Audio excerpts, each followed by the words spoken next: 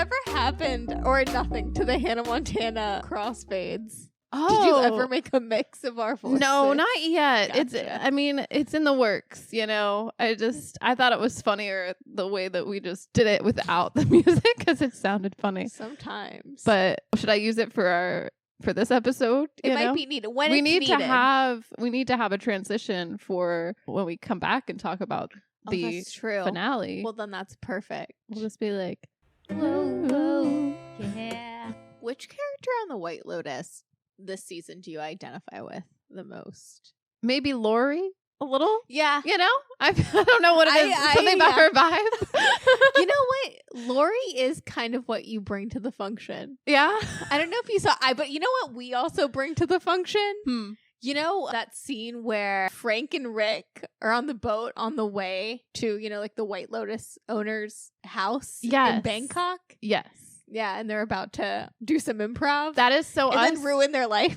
We would do that. I mean, I feel like I would do that for you. Mm-hmm. I would be Frank. You know, like if there was a situation where you didn't know your father.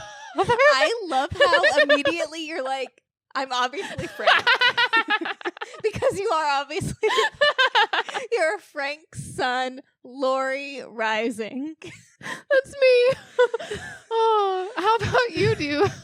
I also identify with wanting to have this elaborate avenging, you know, my father's death plot. Yeah. Travel all the way to Thailand and then Bangkok.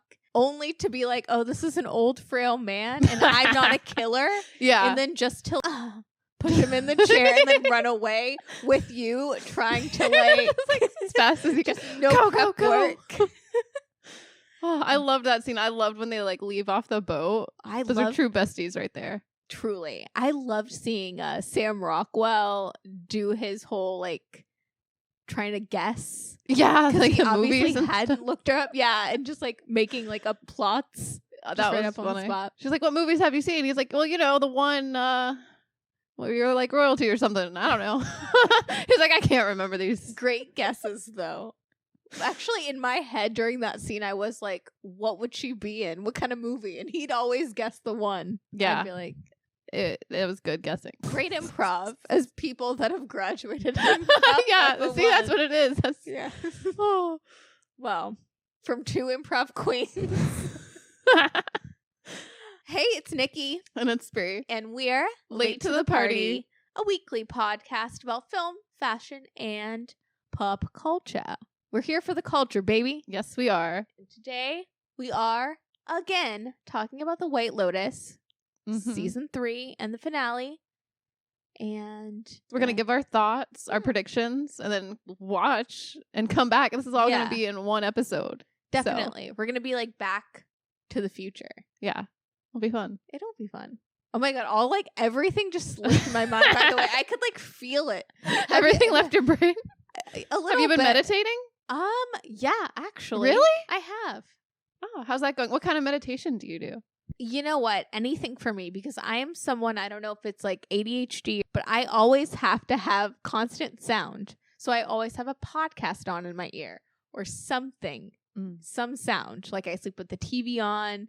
I can't deal. But today I went on a walk with no headphones and no phone. Whoa. And I didn't get murdered. And I felt like that was meditating though. Yeah, no, that's definitely meditating. Yeah. What was the last time you meditated? Honestly, I'm trying to think. I too need sound, especially to like fall asleep. So I'll put on like a white noise. I found this really great sound. It's called oxytocin noise. Ooh. I don't know what that is, but I keep confusing it with Oxycontin, but it's not. Your lorazepam. It's my lorazepam for meditation.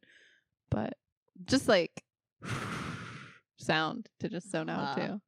But I end up falling asleep. I don't know if I've really meditated in a while, if I'm being honest. I used to meditate a lot, and honestly, I don't give myself time to meditate anymore. Would you like sit in a corner, like crisscross applesauce, and just like om? Yeah, pretty much. Or I'll lay down and listen to like a guide. The guided meditations are great, I think, because you can it helps guide you, you know, because if you have the monkey brain, I guess. Yeah.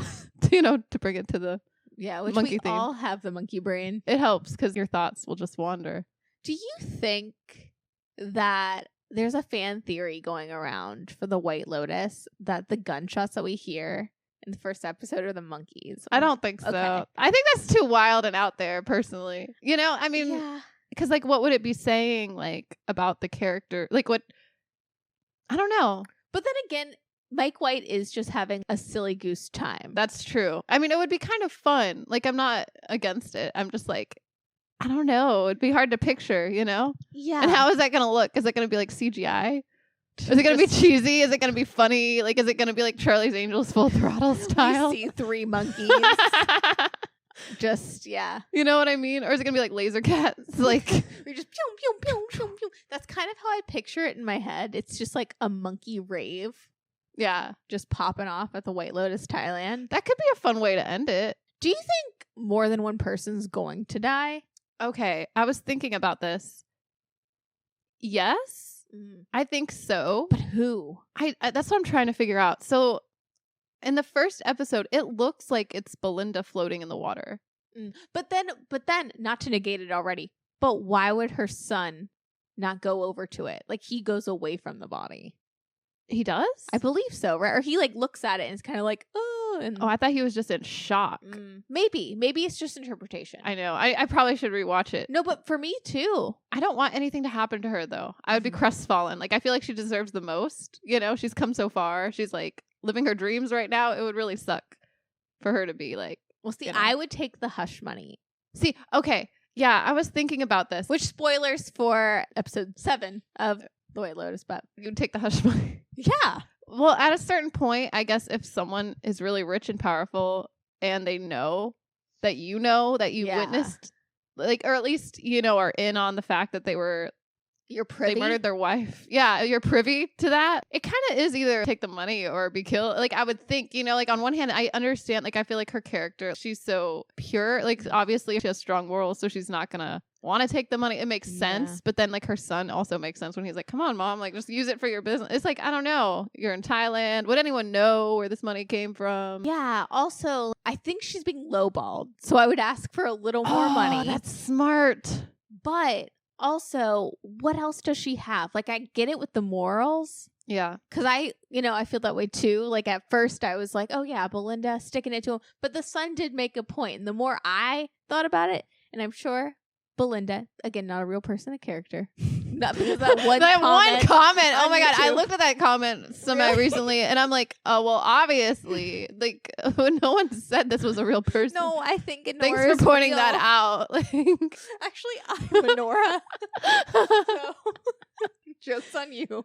But yeah, what is she gonna do? Because now they've already like met eye to eye. yeah. And he knows that she knows. Well, see, this is why you never go up to someone and say, hey, you, I remember you. You don't remember anyone. Don't remember anyone ever. That's my takeaway after this. Not that I've ever witnessed something like that, but you have to be the like Victoria Radcliffe and just be like, Who are never you? met you in my life. yeah, it's just like, Maybe that's protection. Maybe she's just the. maybe she's smart. Yeah. Do you think that Parker Posey's character Victoria, she's gonna be like the new Tanya and be on like season 4? Oh, Or is she gonna that'd die be fun. a hilarious lorazepam-induced death? Oh my God, maybe. But I think she's all out of the lorazepam. Like, I'm that's pretty true. sure that yeah. Timothy already like took all of her lorazepam. But I mean, I could see her. I don't know, not to be morbid. What if she did like shoot herself? What if she really meant it? I felt like she meant it when she was like, I can't live without these luxuries. She's like, I'm too old to go, like, to live, like, I don't know. like a poor? Like basically is what she said. And I feel like she meant it, Mm-hmm. you know? Is she gonna? If she Be finds the involved? gun, maybe once she finds out. What if she kills Timothy? What if she kills her husband? Oh, I don't know. This is just coming to me now, like, as a vision. You know how he has all these visions? yeah. I don't think he has it in him to actually shoot his wife or anyone in his family. Like, I think he's having these, like, I don't know if delusion is the right word, but intrusive thoughts. Yeah, intrusive thoughts for sure. Like, you know, when you're like driving across a bridge and you're like, Yeah. what if I just shoop? Exactly. Yeah. But you don't do it. Or like you're at the grocery store and you're like, what if I just took my hand and supermarket swooped everything in? yeah. But what you if, don't do it. What if I closed my eyes and just drove and see what happens? Yeah. drove with my feet? head facing the wrong way. You know? Yeah. Yeah. I don't know though. Like, I just think she has potential. You know, did you see that Duke University had a problem with that scene of Timothy's intrusive thoughts? Why? Because he's wearing a Duke shirt. And they were like, no suicidal thoughts when you're representing.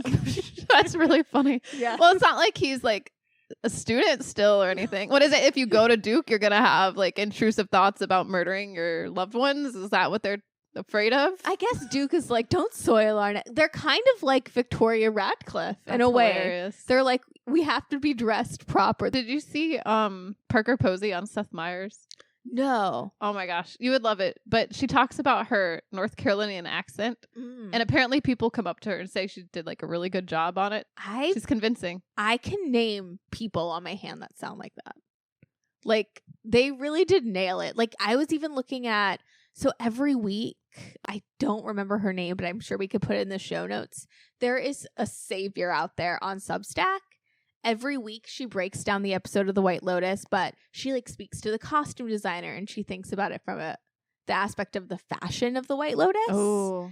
And they were interviewing the costume designer and just like the detail of having to source the Radcliffe family clothes and how it's like Southern Tide stuff, or like they've really got the nitty gritty on like the brands, you know? But I feel like that's like they dug deep. Parker Posey's accent, you know? Yeah. It is like very rich in an interesting way because this is like a Black comedy. So I love it. Just spot on. I love the depths they've gone to and how real people are. Duke University is convinced. They're like, he really went there. Don't besmirch the name. Yes, pretty much. Yeah. What have you thought about this season so far?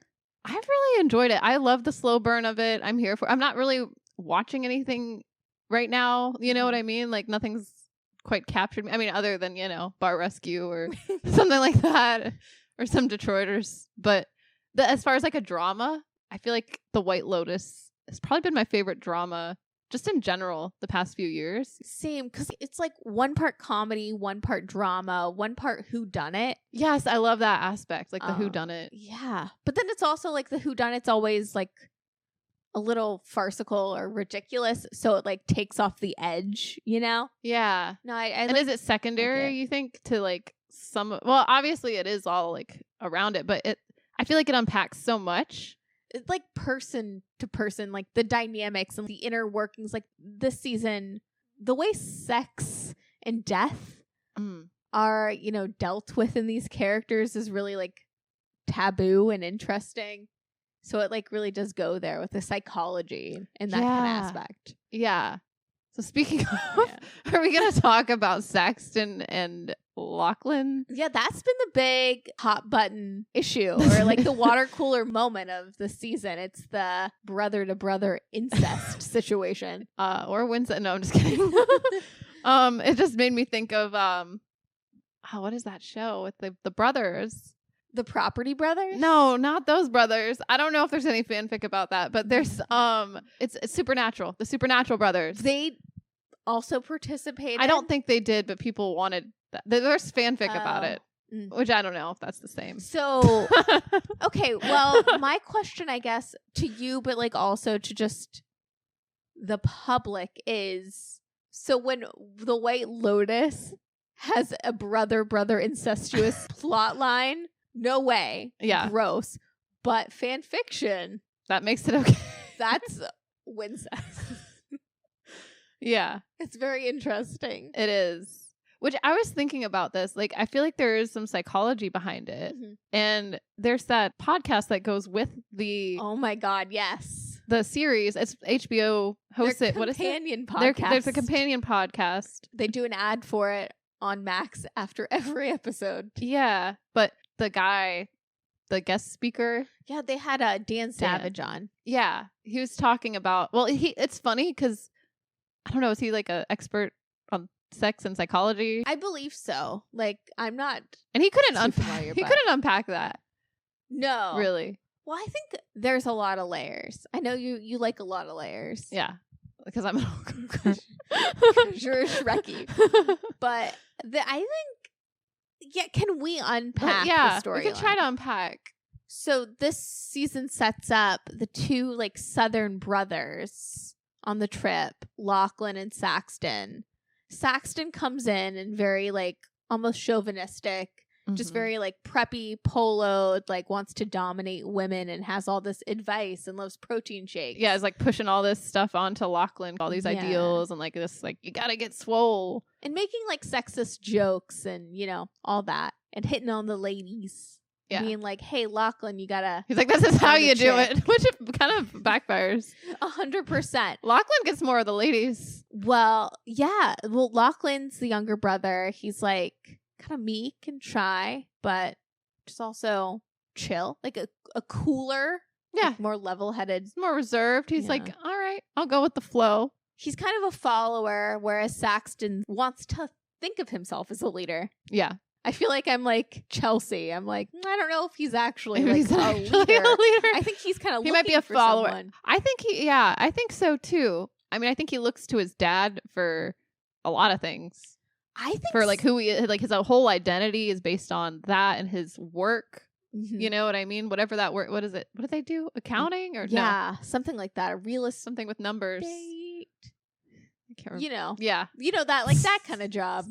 But no, I've been really impressed with Patrick Schwarzenegger and just his character of Saxton because like I've been rooting for him. Over time, I've rooted for him more. Yeah, he plays him as such like I don't know, like. You can tell he has a heart. You can tell he's a sensitive soul. And I've liked seeing like a character after the incest storyline kind of wake up and have his whole reality shifted. Yeah. And just that realization of like, oh, I've based my whole life off of my dad or what I thought of as what I should do. And now I'm not a person. Like, what if this isn't it? Yeah. I felt kind of bad for him because in the last episode, he is kind of like questioning all this stuff. And he's like, who am I? And then you also find out that he's made all these decisions. Like his career is kind of in his dad's hands. And the whole time, like his dad, Timothy's all like, he refuses to admit anything is wrong, which I think is so wild. He's just bald-faced lying to everyone. 100%. And it's like, you could at least tell your son like, oh yeah, this is some fucked up stuff that happened. We're in trouble. Like he's not going to admit it to anyone. He's popping the lorazepam. Why do you think he does that? Because, Saxton does confront him at that, like, Greg and Chloe's, like, yacht party. He confronts him, looks him dead in the eye, and he's just like, I don't know what you're talking about. I know. I was, like, waiting for him to at least break at some point, but he holds it in. But I do think Saxton has emotional intelligence. Yeah, he knows that he's lying. He's like, okay. I mean, I feel like it's so obvious, though. He's the dad is a bad liar. He's like, everything is fine. And it's like, obviously it's not. Obviously. Like, we see you, like, sulking and, like, acting all weird. Definitely. Popping the lorazepams. I think that might have something to do, though, with, like, maybe the see no evil, hear no evil. Like, something like that, or one of the Buddhist philosophies. Like, something. I'm trying to remember. Because I looked into it. I'm like, what do the monkeys mean? Like, what is all this stuff? Well, you know what's interesting, too? One of the frames... when they're all on the boat, that first episode, the Ratcliff siblings, there's Piper in the middle with the headphones. Yeah, she's the hear no evil. Saxton has the sunglasses. Yes. He's see no evil. And then I think Lachlan's just drinking a beer, but it's like covering his mouth. So like the speak no evil. Yeah, what does that even mean? Well, yeah, I had to look that up because I feel like we see these things all the time, but it's like, what does it actually mean? So it's a proverb often symbolized by three wise monkeys, encourages individuals to avoid engaging with or being influenced by negativity and wrongdoing, promoting a morally upright life. It originated in 17th century Japan. Do you think all of the Ratcliff siblings are going to end up staying in Thailand and just being Buddhists? That would be so interesting. I don't know. Part of me is wondering if Piper may not end up being a Buddhist after all, because no, that's not for her, boo. What? Yeah. Okay. I think either because Lachlan is also in on it, and she's kind of like, oh, I wanted my space. She like, this wanted is supposed to be my journey. The cool one. Yeah. I think there's that, and then there's like the way she looks at the room, like when there's like some leaking and like the ceiling's kind of leaking, Mhm. you know, and she's looking around kind of like not feeling her surroundings. So maybe there is part of her that has this like privileged background, and maybe she is kind of thinking like maybe like her mother's influence is getting to her and she's like, oh yeah, maybe I don't have to do all this to be, you know what I mean? Like maybe Yeah. she's Piper, questioning no. and she just hears Piper no in the back of her Piper, mind. no. I mean, I don't know. It's just a theory though. I don't even think that's a theory. Like, for me, watching those scenes, I'm like, it's pretty obvious to me that Piper wanted to do this as kind of like an FU to her parents and her family and be against the grain, you know? Be Yeah. like, oh, I care about people. Unlike you, I'm going to be a boot, you know, like whatever the opposite is. And I think she maybe had a Eat, Pray, Love fantasy. Yeah. Don't we all? Don't we all? I would be Piper in this situation. So, but you know, she does start to see the cracks in the paint, maybe literally. It would be funny though if Lachlan was the one that just stayed there. Just because. Yeah. He confuses me though. Like I wonder what's going up in his noggin. Like he's kind of hard to read. Very hard to read. I feel like his face, like he has just a lot of blank expressions. It's almost off-putting in a way. It's like I like him, but then at the same time, there's something about him that kind of freaks me out a little. There's something off about him, for sure. I can't put my finger on what it is, though. I'm like, is he a psycho? But maybe I just have weird ideas because of what he did to his brother. Yeah, you there's know? that. Yeah. Which, why did he do that to his brother? Is it all a power thing? Is it really like an incest thing, you know? Is it what he thought that Saxton wanted? He just wants to Maybe. please everyone. It could be that. Well, okay, in his defense, I guess his brother did walk around naked, like butt naked in front of him and was like, I'm going to go jerk off in the bathroom. But like, you're kind of going to watch from where you are. But I guess you know what I mean? Like, that's kind of a weird move. Very weird. So like, that's sending to me. I'm like, if I was Lachlan, I'd be like, that's odd sibling behavior right there. Definitely. But yeah, I don't know. Or is it like he wants to be like him in a way? Like, is there some psychology? Well, they're both on drugs, I guess. Yeah. So maybe it's bringing out something. I have a theory that like in dreams, they say if you have a dream like that, it could mean that you want to be the person. Oh, So yeah, that's a good point. I'm like, maybe I don't know. But it could be something subconscious. maybe. But I also like your theory of like the power dynamic, because that would make more sense to me, because he is the younger brother and Saxton always seems to have like one up on him, and he seems to enjoy being the older brother and being in this, like a power position. So maybe there is something sinister underneath it. Or like he just wants to flip the script. He wants to change those power dynamics and be more on a level field. Yeah, just like, or like fuck with Saxton's mind, which definitely works, but could be his enlightenment. And maybe that's why he dies. Who? Saxton. Oh, you think Saxton's going to die? Like, not the ultimate form of enlightenment is death, but there is like they've talked about it this season, like the relief after death. Yeah. So he might feel relief after death because he was shooken up by it. Lachlan was not. But his dad as well. You know, there's a couple people that would have a lot of relief in being dead. That's true. At the White Lotus, Thailand. Yeah. But what about people what about Chloe? Do you think something's going to happen to her? No, I think she might be the one doing it. I think she's in cahoots. You think Chloe's in cahoots? Yeah. Oh, wait, maybe not Chloe. Oh, you mean Chelsea? I mean Chelsea. Sorry. I was like, another Chloe? CH. Sorry. No, Chloe might be in. I have theories about Chloe, actually. Yeah. Because she wears a Maggie Simpson necklace. Yes. Have you noticed? Have you gone down this rabbit hole? Oh my God. In that one episode of The Simpsons where Maggie has a gun? Yeah. Yeah, I went down this she rabbit shoots hole Mr. briefly. Burns, the old bald white man. Yeah. Well, I have a couple questions. You know that I used to watch The Simpsons like all the time. Oh, yeah. I don't remember this episode. Do you remember this episode? A little, but it's been so long. I've seen so many episodes of The Simpsons. Right? So I don't remember completely, but there's something. Someone commented in like a Reddit thread about Guy Talk pulling a Homer. Because I guess there's a episode Homer saves the plan by pure luck. So he had to get like a gun back. Like he had a gun and had to get it back or something, which I vaguely remember. I remember an episode of The Simpsons where they break into the Burns residence. Yes, I remember that episode too. Yeah. And I'm like, is that the same episode? Is it like one of those? What's your favorite Simpsons episode? I always love like the Treehouse of Horror ones. Those are really fun. So good. Nevermore. I love when Lisa Simpson time travels. Ooh, That's I don't know fun. if She I've becomes seen that one. president. You haven't seen that one? I don't think I've seen that one. That's a really fun one. Everything else, I don't know, it's kind of a blur. Maybe when they get Santa's little helper. That's what I was just thinking. Yeah. Oh my God. Remember the other day when you were just in my thoughts? Yeah. Crazy. I saw You're still in there somewhere. My favorite episode is when they do that flashback of Homer and Marge. Oh, when they were younger. You mean little ditty about Homer and Marge? Her hair was as big as his stomach was large.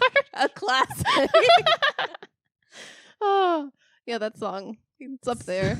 I think I've like made you. I've been like, hey, you want to see the clip of the Simpsons? You haven't made me. I've always. The answer is always yes. I love a Simpsons reference, though. I clocked that immediately, though, because I have been watching, like, obviously I'm obsessed with the fashion this season, as all the seasons of the White Lotus, but particularly Chelsea and Chloe. Yeah, they have the best fashion. Also, I'm like, where do I get that Maggie Simpson necklace? Me too. I want Chelsea's oval leopard line sunglasses and the Maggie necklace. Yeah. Yeah. What, besides the Maggie necklace, if you were to take anything, like clothing wise, from any of the characters, which one?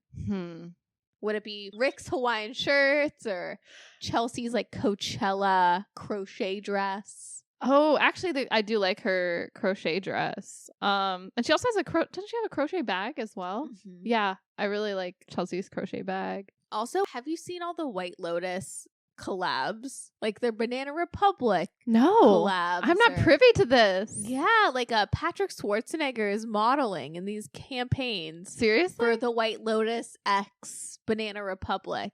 And there's been an H&M collection. Wait, hold on. It's just really funny because the series talks about wealth, and it's kind of one of those like eat the rich, shows. But I say get that bag. Yeah, honey. Honestly, I really want to know, what does H&M have? I do enjoy the aesthetic. I mean, yeah, maybe it'll make you feel kind of rich and fancy. Okay, so it's like what? I don't even know what to call this silhouette, but it's like it's a caftan. Is that what it is? Okay. Which, to be fair, if you're on vacation in Thailand, when in Rome, why not a caftan or like a fun like palazzo pant? Something flowy. I hear it gets really hot in Thailand, like really hot. So I guess you would have to be. Yeah. Can you something imagine? flowy. They were there for 7 months, the cast. I don't think you can run the AC for like sound purposes. Could you imagine? No. The heat. That sounds crazy. But maybe it'd be bearable if it's a wet heat. I don't know. I wonder. Sweat makes a good highlighter, so. That's true. Oh, fashion. I feel like the blonde ladies have some good fits. Like when they're all going out together. Michelle Monaghan's character has this one like leopard swim cover-up swimsuit moment that is really cute. But I also love the yellow. I love this, this looks like a vintage well, I don't know if it's a two-piece. It's kind of a one-piece with a ring in the middle, but it's like the lady with the cunty bob. Yes, Leslie Bibb. Yeah. I'd call that a tropical one piece. A tropical one piece, but it kind of has like 70s vibes. It's got like paisley, it's yellow. It's got like the ring. Bring back yellow. Yeah. Brat green last year, maybe banana yellow this year. Banana yellow. Like it doesn't look good on anyone. It's kind of like, ooh, when you first look at it, but there's something charming about it. Also, I like Parker Posey's caftan. I think that's what this is. That's like it looks like a patchwork. Like it's not actually patchwork, but it's like a printed caftan that looks like patches. I've loved all of her caftans this season. I've also loved her like tinted sunglasses. Yes. With the caftan, such a moment. It's a slay. You're right though about like Chloe. Like I think she does have the best fashion. Like, oh yeah. Like her outfits are so sleek. I love the outfit like on the boat where she has the one piece bathing suit and then just the sarong that's like sheer. So chic. I would be like Chelsea and I would fall for this woman. I would be like, yeah, Chloe's inviting us to her boat with her creepy boyfriend. Which is so creepy. Yeah. He because he sits there and says nothing and just looks. Like he has this look about him. So like he's judging. Yes, which he is. Which he definitely is. Okay. Can we unpack Greg/Gary then? The artist formerly known as Greg. Yes. This episode, he does give Belinda a proposition, but he also is maybe revealed to Chloe that he has like a weird kink of watching people have sex. So Chloe propositions Saxton to hook up with her while Gary Gregg watches. One, is this true or is this like a ploy? I think it's a ploy. Because I think that Greg and Chloe are in cahoots and they're ultimately like predators. Yeah, I could see that. Well, he tells her, I have something I need to take care of. And whatever she tells Saxton to me, it didn't seem 100% true because she didn't outright say what happened. She did lie and say, no, nothing happened. But does Gary Gregg have cameras? Because it was on his boat at that full moon party. He might. I think cameras or not, he knows. But does he even care in that way? Possibly. I don't know why, though. Yeah, like, what is it? Well, unless it's just like ego or something to have her around. Remember last season how Greg, Gary, and the gays that were trying to murder Tanya? Yes. They all had a plan, and then it ended up actually not working because Tanya, like stole the gun and then fell off the boat. I forgot about the gays. Yes. Like he's involved with he might be one of the gays. Yeah. Ooh, that means that's not true then if he's one of the gays. Remember, he was Brokeback Mountaining with Quentin. Yeah. I forgot all about that. How could I forget Me about too. that? Hold up. But, okay, so with this train of thought, possibly, could Chloe and Greg Gary have like this huge plan on how to like extort all the guests? All of them. At the White Lotus? And maybe they're in cahoots She was with the trying to Russians. get Saxton to hook up with Lachlan in a way to have some dirt. Yep. And then they can extort money, but joke's on them because they don't have any money. Well, but then, and also... But what about the Russians? Something's going on with the Russians, That's too. like a separate thing. Maybe. Or maybe they're all in cahoots because... Are they? No, I'm just kidding. But maybe they are, or something. Well, because we know, obviously, they want money. We're going to put a pin in that, though, because that deserves, we'll deserves circle a back. whole moment. What if Chloe, Greg, Gary, the Russians, all have this, like, elaborate plan to extort money from all these guests? And ultimately, or if they die, they die. Maybe. I don't think they're like real killers. I just think if they die, they die. I don't know. Yeah, I am having difficulty trying to understand the motives behind any sort of like killing scenario other than maybe like Greg or Gary, coming after Belinda. But then at the same time, I don't know if that makes sense because why would you kill someone in a resort situation? Maybe that's not the plan. Maybe they just want to extort money. Yeah. But maybe because we know all the deaths are because of something like ego related, usually like in the first season the help's involved, the second is just Tanya and like a comedy of errors. Yeah. But she did try to save herself and it was kind of unrelated that she just like slipped. And it was silly and nonsensical. It was just like, oh, that was the funny part that she just fell. What if it's something like that? Like what if the gunshots, like what if the person that dies this season, it's just for a stupid, unrelated reason? It might be. Yeah. Yeah. You never know, I guess. Yeah, like guns could be going off, but no one dies, and maybe the person's already lying there dead, or like, something. Yeah, something doesn't match up completely. Yeah. Yeah.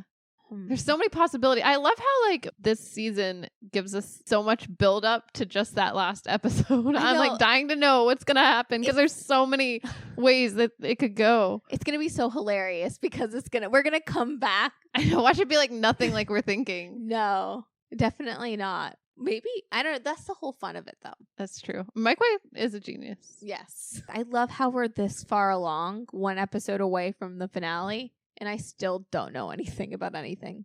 Yeah. Like I can't say anything for certain. Yeah. But I do have a theory. Yeah. Back to like Rick and his journey. Yes. What if that old man that he thinks killed his father is his father? That's plausible. Yeah. I'm just saying, like the way he looks at him with those eyes is so intense. Like the old man's eyes are like he looks like he's seen a ghost. The way he recognized when Rick said his mom's name. Like he felt that in his core. Yeah. Like it was real. That was a real person. I feel like, what if that's his dad? Maybe he has a deadbeat dad. Possibly. I don't know. You know what's crazy though? Hmm. After this crazy night and, doing what he did and pushing, the daddy over and running away. And then they go party. As they go party and Frank relapses with all the hookers and starts just like doing crack. I thought that was wild too. He really just like in his character, he like decided to drink some alcohol because you could tell he was nervous. Yes. He's like, what the hey? He's like, I'm going on a bed. This is it. But like Rick's gonna have to go back to the White Lotus, which they own. How awkward. Is he gonna be welcome? Yeah, aren't they gonna like kick him out or recognize him? Like clearly that wasn't legit, like, right? Unless the old man is like, doesn't say anything, or if he explains, oh yeah, I think that's my long lost son, and maybe all is forgiven. I don't know. I think that's just my fanfic though. I want Rick to have a happy ending somehow. You know what I mean? Like I'm kind of rooting for him. I mean, I'm oddly charmed by Walton Goggins. I've said it once, I'll say it again. Have you seen his architectural digest? No, but it's been recommended. It's a must watch. Yeah. Oh my God, the way he cares about the little things in his home, the way he speaks, his receding hairline, his sweet veneers. Yeah. He does have nice teeth. Yeah. I love that man. Nice I smile. love how he doesn't even care. Like he knows. Like he's like, bitch, I got veneers.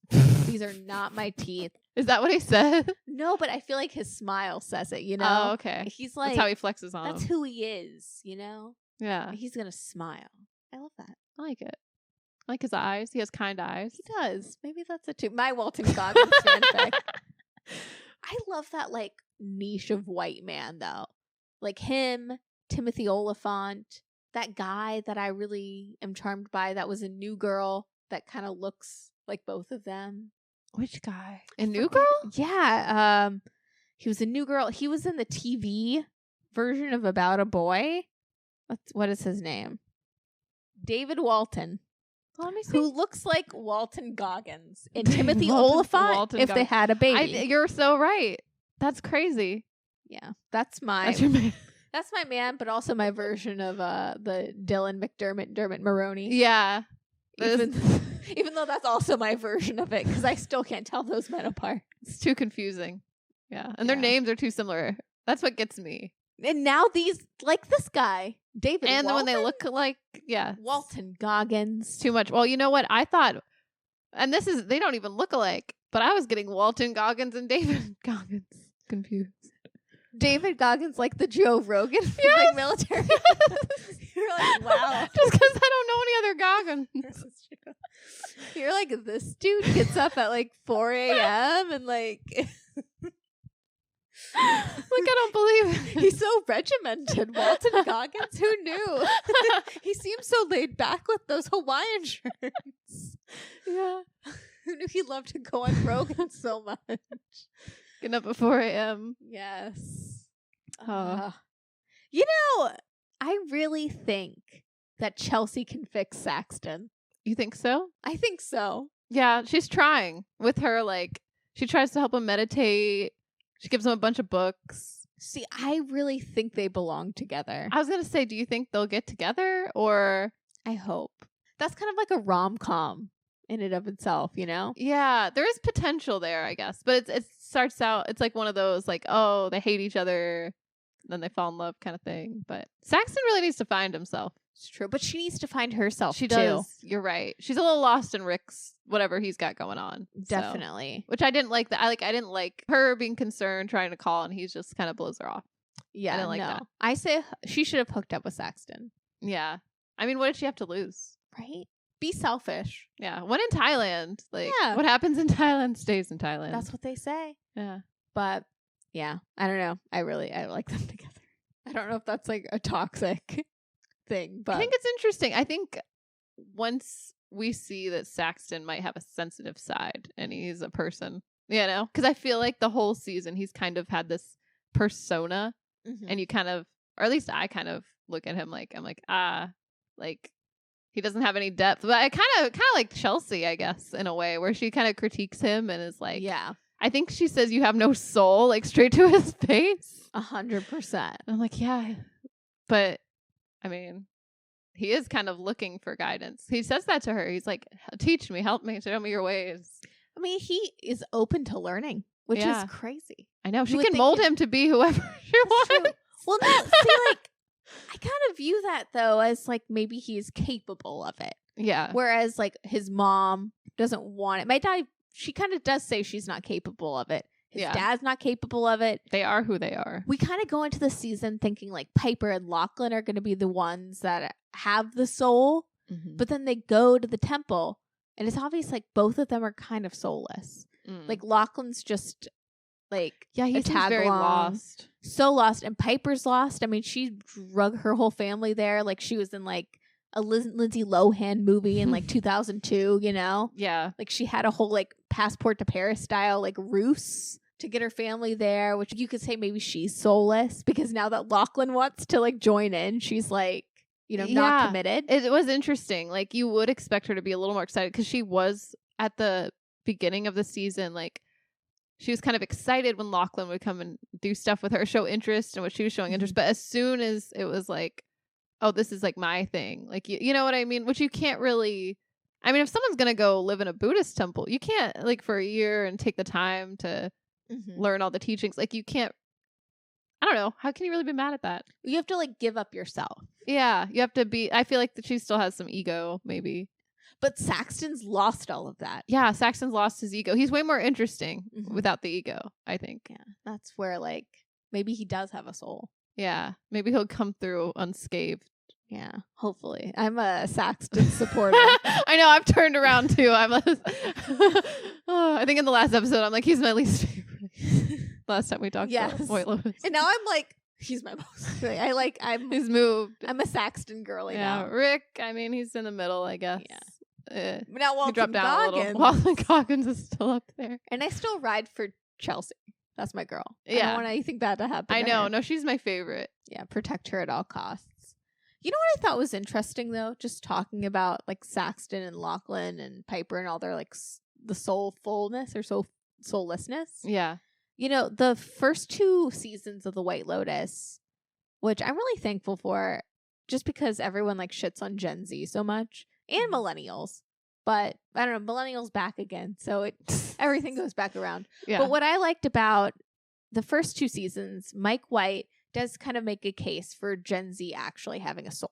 Like with the younger brother in the first season and then Portia in the second, Mike White is kind of making the case for, like, hey, Gen Z does have soul. They're not bad people. You know what I mean? Maybe they're the most enlightened ones. Yeah. To some degree, you know? And then this season, he's like... Takes it back. Takes the 2 Gen Z characters, like, they're also soulless. Like, just like everyone else. Just like everyone else with privilege and every other person without privilege.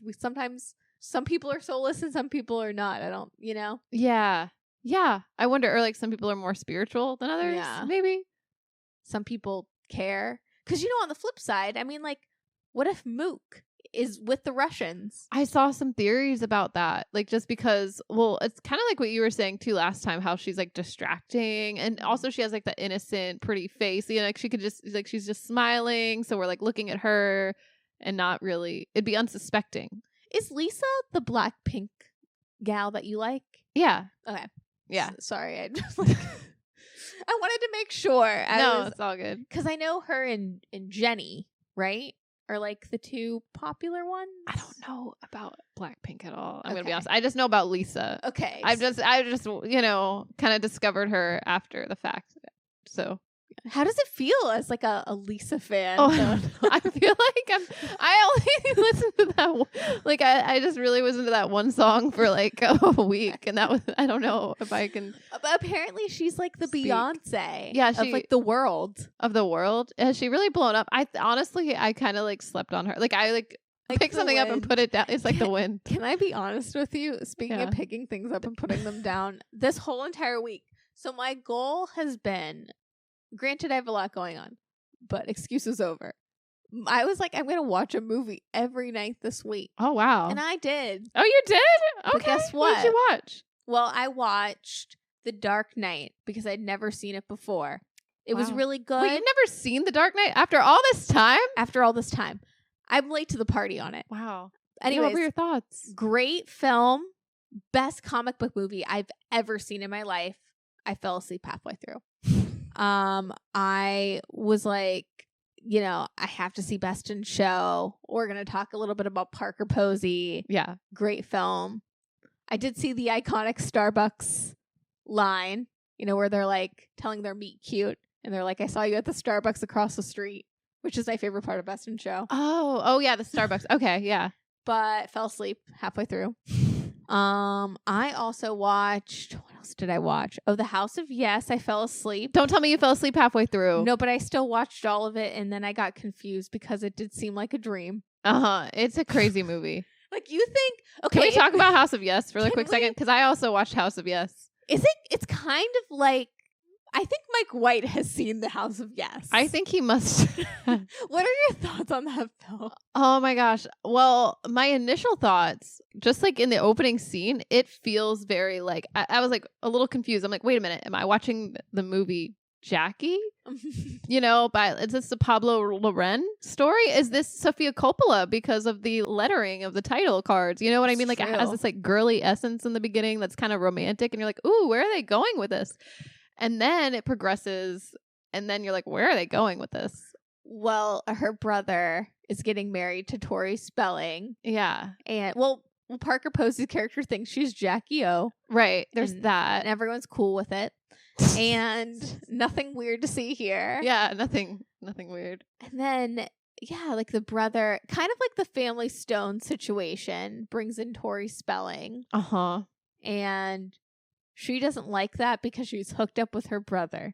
She's like obsessed with him, and they're meant to be, but it's like only in this weird, like twisted Kennedy fantasy where she's Jackie O and he's JFK. She's like, you be him and I'll be her or something. And then she pretends to shoot him. First off, she pretends to shoot him, which is a weird way to start. But you know what I mean? Because very weird. He gets shot by a stranger. I don't know. I'm just like, it's hard to unpack like what's going on in that character's mind. Like, it's, you know? Yeah, fully just like mental illness. Maybe she's born with it. Maybe it's mental illness. Yeah. I did enjoy Parker Posey's performance though, because it's so off the wall. It's so unhinged. It's great. Yeah. I mean, that's the best part, I think, of that movie. And the dialogue's really funny. Like, there's a lot of like the mom. I forget like who plays the mom, but she's iconic. I loved her. She reminded me of like Barbara Hershey or someone like that. You know what I mean? But she had a lot of quips, and I loved Freddie Prinze Jr. because I've never seen him play a role other than like the handsome ditz. Yes. And he's kind of the ditz here, but he's like stammering and like nervous. He's the Lachlan. He's the Lachlan. He is. Minus the incest. Yeah. Oddly enough. It was an entertaining movie at the very least. It's wild. The ending was crazy. You know, who directed The House of Yes? Because isn't it someone, oh my God, I remember seeing. Yeah, I looked this up too. And I was like, what? Oh, Mark Waters, who directed Freaky Friday and Mean Girls. And the Spiderwick Chronicles. Iconic. Just Like Heaven. He's All That. Mr. Popper's Penguin. And this gem. This was, hold on. Because I went down just like the tiniest rabbit hole. I think this was like his first film. That was his debut, is The House of Yes. Isn't that crazy? That's crazy. That's what he started out with. He stepped up on the scene with House of Yes. Okay, so it was entirely financed by Tori Spelling's father, Aaron Spelling, and the Spelling Entertainment, which kind of makes sense because even for an indie in the 90s, which I've heard the lore about how good it was in the 90s to make a film, but like the 90s indie community, and I heard it was poppin'. It seemed like a great time, but even so, how did this movie get made? Like, that's Miramax picked it up too. Well, Harvey Weinstein saw something and said, "Oh, the people are gonna love this." Yeah. But I don't think it did that well in the box office, apparently. So, it was a box office disappointment. It was given a limited theatrical release beginning on October 10th, 1997.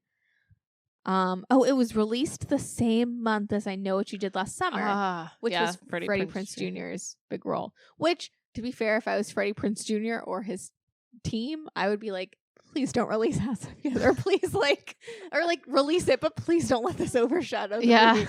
That'd be crazy. Also, the poster's crazy because like you think like it looks kind of cutesy, you know what I mean? It does. I mean, it's kind of cutesy. Like Yeah. but in like a mentally ill way. Yeah. Yeah. I actually really liked this movie for how audacious it is now that I'm thinking about it. Yeah. Yeah. Yeah. It's a romp. It's crazy. I've never seen a movie like it before. Same. I didn't know exactly what was going to happen next. I felt a lot like Tori Spelling's character throughout it, just kind of like, huh? I love how she just smiles and goes along and is trying to be understanding. Yeah. Huh. Yeah. Did you watch any other movies this week? I did watch Party Girl Ah, because that's a good one. that's a good one. I love her in Party Girl. Did you end up seeing like Clock Watchers or Day Trippers? I did watch Day Trippers, although I feel like Parker Posey in Day Trippers, like she has like a side character, sort of. Like it's more about the other sister going through her journey, but you would love it because Stanley Tucci's in it. Oh, yeah, yeah. I started at the beginning of it. Oh, did you? Yeah. I liked the movie a lot just because it was like, it all takes place within a day. And it's like this family's just trying to hunt down Stanley Tucci because they think he's two-timing one of the daughters. So it's like it's like a family, you know. Oh, I gotta see it. I the know, spirit of like, let's get together. I don't know. And then there's like drama, you know, with the mom. The mom is like a little unhinged. But Parker Posey's character plays it pretty down to earth, I feel like. Like she's, I don't know. You know what I mean? You know how like a lot of her characters are like unhinged or they're like over the top or and high strung, like in a You've Got Mail, or I like feel a like yuppie, like in Best in Show. Yeah, not in this one. Not so much. Yeah. Huh. She's really like down to earth and not, I think just strong enough. Like it makes sense for her situation. Just like oddly level headed. Oddly level headed. Yeah, it's a little strange. I'm like, oh, that's cool. But I love seeing her when she's not, you know? Definitely. I don't know why. There's just like magic there. Well, Parker Posey's such an interesting character actor. Just like, you know, she's known as like the 90s, like indie queen, like movie queen. And, you know, kind of has that moniker that she kind of has like a love-hate relationship with. I've read about, but usually like young, pretty females, I don't usually like think of them when I think of a character actor. I know what you mean. Yeah. And also it's like so, everything that Parker Posey does is so Parker Posey. Like there's just something about her that's like an enigma or like that's quirky, but you can't really pin it down because she's like self-aware, but also whimsical and kind of mean, but like in a fun way. And she's just, yeah, she's just a bunch of, I love when she's things mean. Jumbled up. Me too. So funny. I like don't think that takes away from her as like an actor at all. I think that adds to it. Like, you know, like even like that infamous interview with Blake Lively where she's there kind of tearing down that one reporter that says something about Blake Lively's bump. And she's just like sitting back. She's there? Like, Why do I not remember this? But she kind of instigates it. But it's just, she instigates it. And I love the messiness of that. I love her energy. I do too. Oh my God. No, you know what? I didn't get to watch as many Parker Posey films as I set out to watch. I also did not, but but I went down a weird rabbit hole because I hadn't heard of it. Well, you know what? Maybe I had. It just feels like a fever dream. Had you ever heard of the show? Only 3 episodes ran, called The Return of Jezebel James. No, I had no clue. I did look this up because you put it down, but yeah. So tell me about this. Like, what did you discover?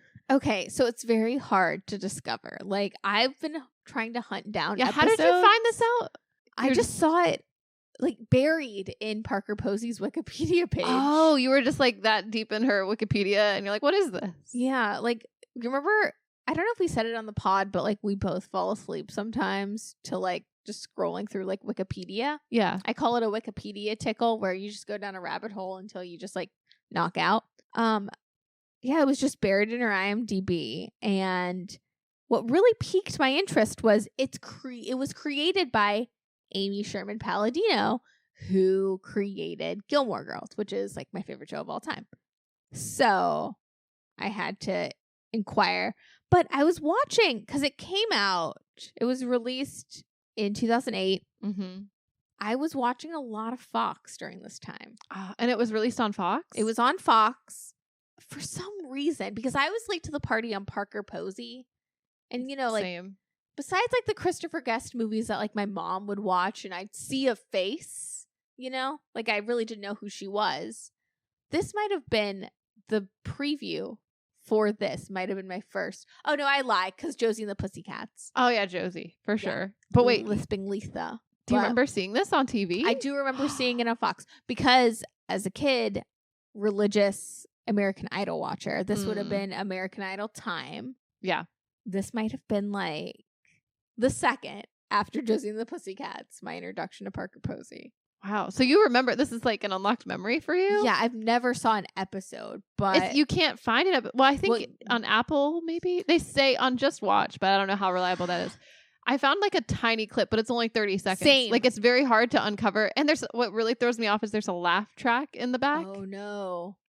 I watched so many videos of just like, you know, like when you record something off a TV, like it's not grain, but it's like weird static. Like the little, So many videos of that. I watched it behind the scenes. So much static. Well, you know what's funny? Every behind the scenes of this, Parker Posey's the lead. Not in these, really. I watched this one, like, come on, let's go to photo shoot for the return of Jezebel James. And you know who it was? Who? Max Medina. Yes, the guy who plays Max saw Medina. that. Yes, he was involved. What, Amy Sherman Palladino just brought him along. She's like, you know what? You're a handsome fella. We'll throw you on this show. That's how I picture it. What was this show? It only got like a few episodes, right? And then it didn't get picked up for the rest of the season. Like they just canceled it because of ratings, Fox said. Well, for one, it was a put pilot. So from my understanding, a put pilot is when you're only given the one episode and it's put like mid-season. Oh, okay. Like my guess is like, okay, the year after that, Glee, during like American Idol time in the spring of 2009, they released the pilot of Glee. And they kind of just like left it. And it was like a phenomenon then. But other episodes didn't come out until way later in the fall. Gotcha. I wonder if this was like a mid-season filler that they thought maybe we'd bring back for the fall. They were like testing it. It didn't. Yeah. It did not pan out. But ASP. I know. That's disappointing. Wait, and you mean to tell me, well, I guess, wouldn't this be when Gilmore Girls is ending, right? Mm-hmm. About a year after. Yeah. But why didn't she finish Gilmore Girls? Is it because of like the network wouldn't pay, or what was there discrepancies? I'm trying to remember. Like, I'm like, did she quit to do this? I don't think, or did she just happen to like, she couldn't finish it the way she wanted? Yeah, I don't think, like they wanted to make changes, or yeah, and I don't think she was getting I think it was a lot of those things. Yeah. I don't know if this was just something like she had in her back pocket. Like, is this a passion project? How did this come about? Like, I have so many questions, but I feel like we'll never know. I know. I've tried so hard to just uncover as much as I can, and it really just like was a blip in time. Huh. But it was influenced by the writer's strike. So that could have also been So the a writing factor. maybe wasn't 100%. Well, okay. So it was actually going to be released in 2007. They ordered and greenlit 13 episodes on May 11th, 2007. But in October, it was cut to 7 episodes in anticipation of the pending writer's strike. Oh, so they were anticipating it. That's crazy. Huh.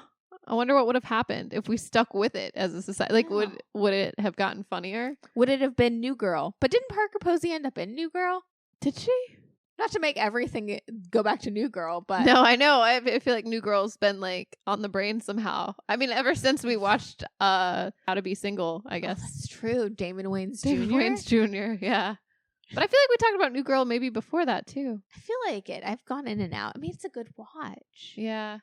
It's a good show. Why not? If you have Hulu, why not? Not to be a sponsor for Hulu, but yeah, that was a rabbit hole I went down. Nice. I like it. Any other? Oh, can we talk about, if we're talking about major plot points, can we talk about the toxic blondes? Oh, yeah. Yep. So we got Lori Carrie Coon, who's a lawyer in New York, divorced with a kid. Wants to have a good time. Yeah, she just wants to have a good time. I love this. Why can't the other girls have a good time? And then who else is it? I know their actor names. I know. I'm like Leslie Bibb. Leslie Bibb. I know. I feel like I've only memorized the cast or like the characters that I'm like, I really vibe. That's funny too. Yeah, like a lot of the internet has been a buzz about, you know, Leslie Bibb and her cunty Bob and like the 3 blonde trio. Really? But, you know, just because, you know, it's relatable for a lot of women, I'm sure, to have these 3 We haven't really toxic been in a threesomes. trio, I don't think. No, and maybe that was for the We're best. like, we can't really. Yeah, maybe. Yeah. I know. This is really like, yeah, because like there's those inner dynamics of like, it's interesting because they each have their own, there's the pairings of all of them, you know? So well, and they all like shit talk behind each other's back. Well, and this is like, because I've had larger friend groups, just never 3, because 3 is a bad idea in a friend group.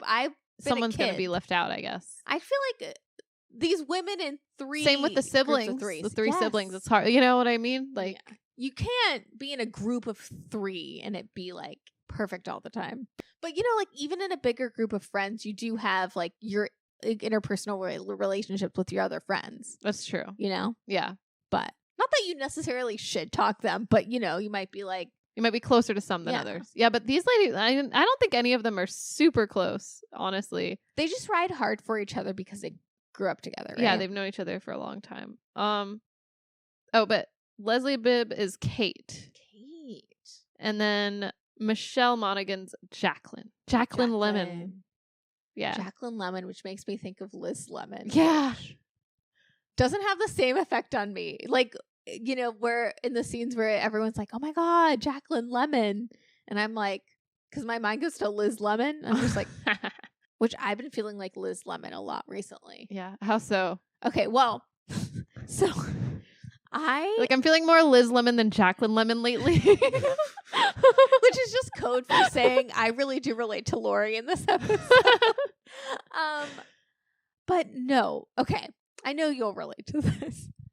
I fell prey to TikTok and to Amy Lou Wood, who plays Chelsea, because she does this cute little like video on TikTok where she is using the Merit foundation stick. Oh, okay. And, you know, from screen, it would, you know, like I was just really. So she's selling us a product? And I've been being inundated with Merit a lot lately. Mm. And I love the idea of just like having a little bag and just like a foundation and a concealer and a little flush bomb and call it a day.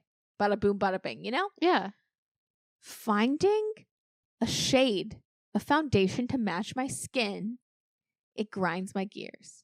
And then I got into Pale Olive Reddit.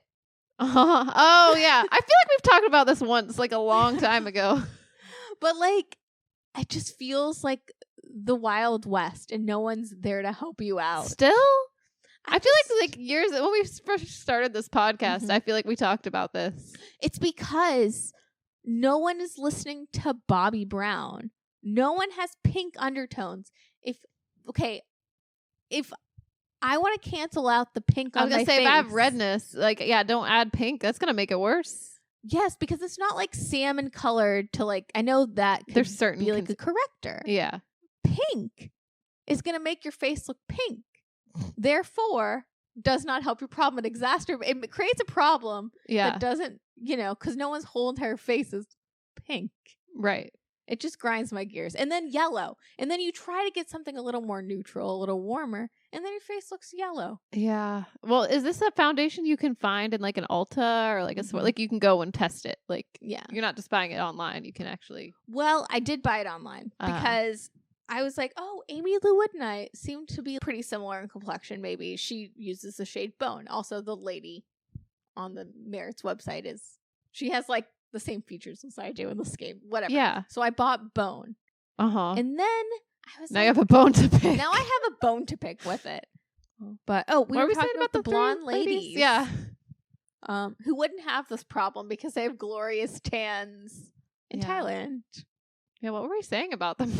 You know, it's so funny because we have a really girly podcast where we yap. We do. And we like I was saying, all this discourse about this blonde trio, and we're like, no thoughts. Yeah. But I do ride for Lori.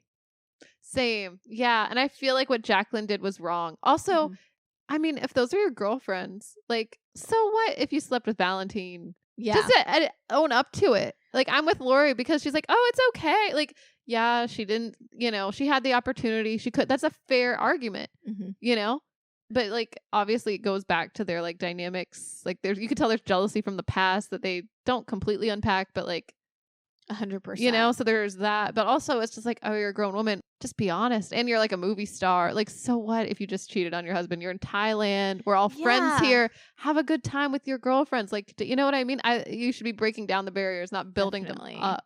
I completely agree. Because that's what I thought too watching this. I was like, these ladies aren't going to... They seem very judgmental, but I don't think they're going to judge you about this one. No. Like, just admit to it because they saw it with their own 2 eyes. Yeah, don't gaslight. Yeah. Gatekeeping girl boss. Also, like, Jacqueline's the one who brought up her husband. Yeah. Like, you don't have to, What I've been realizing a lot lately is don't draw attention to things. Yeah. Sometimes people just infer. Like, I think if Jacqueline was just like, yeah, I hooked up with Valentine, they might talk amongst themselves about her behind her back because she did cheat on her husband. But we don't know their dynamics. Yeah, I feel like Lori would be less mad too. She'd be like, okay, yeah, like get it or something. Yeah. She might be a little jealous on the inside, but at the same time, I don't think she'd be like, okay, now you're lying to me. Yeah. Now there's the trust is broken, That's it. I feel like they trust is maybe a theme a little bit in this season. Just how so? Chelsea's really trusting Rick, but also... because they're soulmates. Yeah, but oh man, there's something else that I don't know. Actually, maybe it's not. I don't know. Never mind. That's like the one. I don't know. I was like, I was thinking maybe like something with Timothy, like they're trusting him to come through. I don't know. But then I'm like, I don't know. I don't know if that's a real thought. It was like a half-baked thought. No, I can kind of see that though. There is this season a lot of things like left up to. Like, out of the hands of most, left up to one person. Like, with the Ratcliff family. Yeah. It's really, like... Well, it's either up to Piper to stay in Thailand. It's up to Timothy to, like, keep the money. Yeah. Like, the family afloat. Right. For Chelsea, it's, like, up to her to, be the, like, anchor to Rick. I don't know. Guy talk to Moo. To learn how to use a gun and keep the baddies out of the place. So pitiful. I know. But what if Guy Talk saves the day? I'd be so proud of him. I'm low-key rooting for him. Your nickname for him? Oh, I mean, he's such a sweet fella. I don't know. I honestly see him like, pulling a Homer, just like a doe and like shooting the wrong person. You know what I mean? Fumbling when the time really boils down. Maybe. I can see him accidentally saving the day. Really? But it like happens on accident. Like Homer Simpson. Like, oh yeah. Maybe it would be like, you'd be like, oh, okay, yeah, I meant to do that. Yeah. Well, like, I was so surprised when he stole the gun back. And he finally, yes. That's like, what's the what luck? Are the odds? Yeah, because he pulls like the drawer, the exact drawer. Mm-hmm. I don't know. I'm rooting for him, though. I like him. You like that dummy? I do. I like that dummy. That's okay. I mean, I like Saxon, so we both like the dummies. Justice for the dummies. Justice for the dummies. What else? Oh, Lori hooking up with one of the Russians. Oh, yeah. Okay, well, at first, I was like all about this. I'm like, you go, girl. You go have a good time. Because she goes to the fights without Jacqueline and Kate. Yeah, they were just like, nah, we don't want to do that. Fine. Like, she's just going solo for the night. Mm-hmm. And then she hooks up with that young Russian man and has a good time. Mm-hmm. And then he tries to scam her.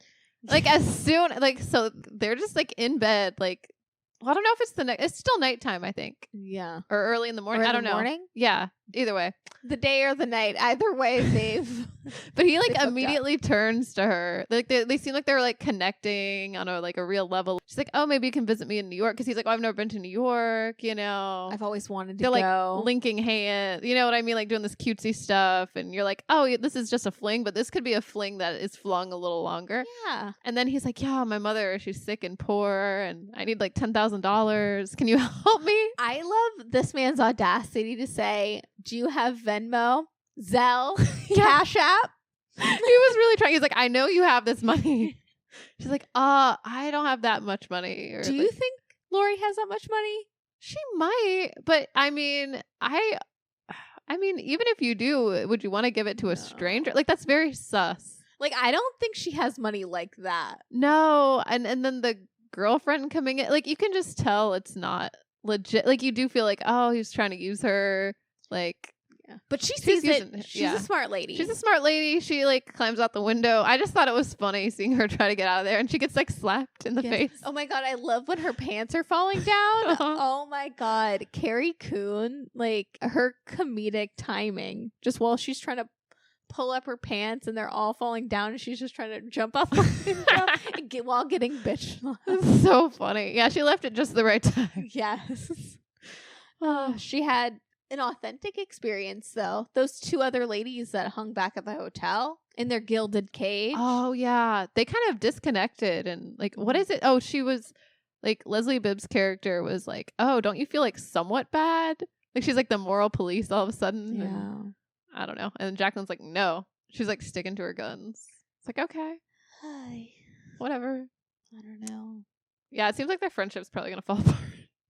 Probably, right? You know, like this trip is gonna like maybe push them apart is my guess. Or they'll end up closer. Maybe. We'll see. We'll see. Or they'll just be like, love you, girl. Yeah. You know? It'll just be like a mask. Yeah. Like the mask was taken off for a second and they'll just go back and put the mask back on. Probably. I do see a theme of like age and like the women being really afraid about their age, and then the comments about like the age with like the young women with the old men. Yeah, that's an interesting theme. Do you think Victoria Ratcliff is going to become Tanya? I know I asked this before, but yeah, I think that makes total sense to me. Like, I hadn't thought of that until just now, but like that would make sense. Like, just, you mean like her trajectory? Yeah, or coming back for season 4. Like being like a fan favorite. And what if she leaves her husband and is looking for a rich man? Maybe they could all stay in Thailand because he only gets. Oh yeah, if they decide to stay in Thailand, he can keep the money probably or something. Just become a Greg. Did you notice at the party how he picks Greg's brain or Gary's brain? Like he's like, so you said you like it out here, and he's like, so how do you keep track of your phone? He says like something like in one of the episodes, like. Because he's thinking his gears are turning. His gears are turning slowly. Yeah. Before he gets rudely interrupted by Saxton and life hits him again. He's like, oh, man, I needed to talk to this guy. Definitely. Any other predictions? You think poisonous fruit? Poisonous fruit sounds kind of boring to me. Yeah. You know what I mean? Like, I'm not really rooting for that one, but. I hope it's not the blender theory. Yeah. I'm like, that's kind of lame. I want some action. I feel like the Russians are going to do something because they leave it in like a weird, like up in the air. Also, like I was thinking about this because of Valentine, like that's his friends. Like he's kind of on the inside. So like that robbery was like an inside job probably. Like he could probably help orchestrate something. Yeah. You know? That's true. So maybe that's not over. I don't know if they would come after Lori. I mean, she's not really privy to anything specific except they kind of tried to scam her, but it's not like she saw someone get murdered or something. Yeah. So and I mean, thankfully the Russian girlfriend interrupted. So yeah. So she didn't really tell him no. Yeah. I don't know. I'm trying to think like what other predictions? I don't know. I mean, I've read some of other people's like fan theories online saying that there's going to be maybe 3 different shooters or 3 different victims because everything comes in threes. That theme. Oh yeah, and Chelsea does say that a couple times too. Yeah, she does. So I'm like, oh, I could see that, but I don't know who it would be. Like, you know, like who would kill who? Who do you think? What are your? There is a part of me that's like, what if Chelsea, or not Chelsea, but what if Chloe kills Greg? But I don't know exactly why. You know, other than to get the money. Or if she might be in cahoots with Greg. It's very hard to tell, you know? Yeah. But I do feel like there's like a lot of things going on at once. And it probably will be like something there's going to be like some chaos that just comes to a head. Yeah. It has to be because like the first 2 seasons, like it wasn't like a cold-blooded killer. It was like by accident. Yeah. Like what's his name? Oh my God, I love this man. Armand. Yeah. Armand gets stabbed, but He wasn't by gonna. accident. Yeah. Yeah. Yeah, maybe there'll be something kind of like that. Yeah, like maybe someone will sneak up like on someone and they'll shoot him. Maybe Belinda will get paranoid. Yeah. Oh, maybe she will get paranoid and accidentally like hurt herself. You know what I mean? Like fall to something. her demise, you know? Maybe. A la Tanya. Or she gets really stressed out. It's like, oh man, I just need to have a quick snack and take some poisonous fruit. Ah. It's just like, yum. That'd be crazy. Yeah. So I don't know. I'm just dying to see like the finale. I know. Do you have any other theories or? No, I don't. I really enjoyed the season. I think there's definite highlights. I've loved. Well, Frank's monologue was great. I love Chelsea and Rick. Mm-hmm. I love Saxton maybe finding enlightenment. Yeah. I love the weird incest brother plot line. Oddly enough, just because. Just because wacky. Just because it's wacky. Just because it's taboo. Just because it got everyone talking. Yeah. I like it. And I also I haven't really unpacked it psychologically yet. I'm still. I know. I'm like, working will they unpack it at all, or that's it? That's all we get probably. I mean, we have monkey brains. Maybe that's just the point Yeah. too. You know. Also about that scene where like Chloe and Lachlan are hooking up and Saxton's there, and the incest plot line. Mm-hmm. If Lachlan didn't, reach over to Saxton. Yeah. Kind of just like what happened. Like, I think they could forget about this is what I'm trying to say. They just need a reframe. They could. Yeah. Yeah. They were it on to your drugs. grave. Yeah. On drugs. Like, I think. Tell no are one. Okay. That's not the point of like enlightenment or secrets anything. are okay. Yeah. Oh. Just never speak about it again. Yeah. Bada boom, bada bing. Case closed. Yeah. What are your final thoughts on the White Lotus? Well, I also enjoyed the season. I don't know. I liked the scenery in Thailand, different, just a change of scenery is nice. Love Parker Posey. I want to see like what she's going to do, because I feel like she's going to lose it when she discovers that all the money's gone, or even the fact that like, I don't know. I have a feeling like, what if Timothy's just like, yeah, you know what? I think Piper's smart. Like, we should all just live in Thailand. Like, I feel like he's gonna bring it up so casually, and just like this, like he seems to like there's a difference between like manifesting and like willing, like trying to will something. You know what I mean? Yeah. And I feel like he's trying to will a different reality for himself right now, but it's definitely not working because he's not in reality. Like, Yeah. So I feel like he's gonna do something like that, and she's gonna be like, "You're crazy," and then like find out and like flip a table. Like something's gonna happen. Just grab the gun and just start. Somehow there's a gun. Just maybe just starts the shooting. I don't know. I hope so. I don't know. I feel like I want to see her like go full Parker Posey. Like House of Yes. I want Victoria to like avenge justice or something, a la Tanya. Yeah. Yeah. Just something like that. Something wild, and then fall to her death. But hopefully in season 4. Like I want. Yeah, Parker I Posey wouldn't to mind come back. her being around a little longer. Yeah, because season 4 is greenlit. So yeah, where do you think they're gonna go? Or I don't think that's been announced, has it? I don't think it's been announced. I don't know. They've been to Hawaii, Italy, Thailand. Like, where else do people go? Australia, mate. Ooh, that'd be fun. Down under. Yeah, The White Lotus. Down under. Ooh, I like the sound of that. Go with Germany. Go to Fabian. He's the new Belinda. He's the new Belinda. I don't know how I feel about Fabian. I don't either. He's kind of like whatever to me. Yeah, I don't care for him particularly. He's dead to me. Yes. They take it to the UK. Follow Chelsea. Oh, that'd be fun. Yeah, I know. I'm like, who are they? Well, I feel like with this season, it was very unexpected. I didn't think we were gonna see Greg again. No. And how they tied him in. Like, he seems almost like a mastermind of sorts. Like, so yeah, I wonder how they'll keep the characters in season 4. Parker Posey has been the standout this season. What are your thoughts on Parker Posey? I know we've dipped into it a bit, but just to I love Parker cap on Posey. it. Yeah. What do you think now that you've seen a little more of her films? Just how would you describe her, and what do you think is like? What's your favorite part about her, and what's your favorite film of hers? I would say I think she's hilarious. Like her timing and her like she has a way where she delivers lines in such a sassy way that I love. Like it's kind of cutting, you know? Yes. I think my favorite is my favorite Parker Posey film is probably Party Girl, because I feel like she shines. It's all about her. I feel like it's a relatable film, and it's like a mix of like, oh, I can relate to this character, but she's also a little bit like over the top. But I love when she falls in love with the falafel man.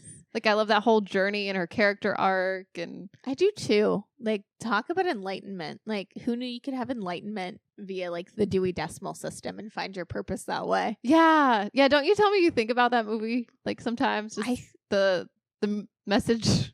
I think about Which Party Girl and The Art of Sisyphus and Albert Camus' The Stranger a lot.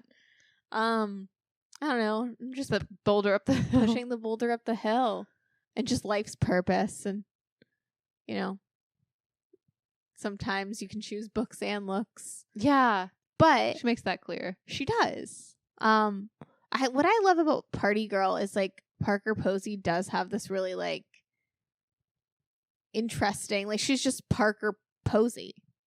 And to see in Party Girl, you never sacrifice Parker Posey in it. Like, you know, like it's the first time and maybe the last time I've ever seen Parker Posey play like a lead with like heart and like fully like carry like almost a rom-com at times, or like a coming of age film with like a, you know, she's like the ingenue, the every woman. I feel like I want her in more roles like that. I mean, I know like, you know, you can't really go back to the 90s. Like, I feel like I wish there were more, like, I want more of Parker Posey in the 90s, but also now. You know? I just want more Parker Posey, like, as a leading lady. In general. But I love when she plays, like, the villain. Like, Josie and the Pussycats, one of the greatest movie villains of all time. Honestly, yeah.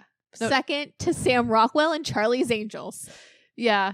Sorry to interrupt. No, she plays the villain really well. But no, I agree. Party Girl, Josie and the Pussycats are my top two. Yeah, same. And then probably Best in Show too, because iconic. Yeah, I feel also. Oh, go ahead. I was just gonna say she always like looks good too. Like she always can wear an outfit. Well, she's I don't know. She's just such herself. Like even now, like she's just Parker Posey, like operating in the world. I feel like that's part of her personality. Is her style.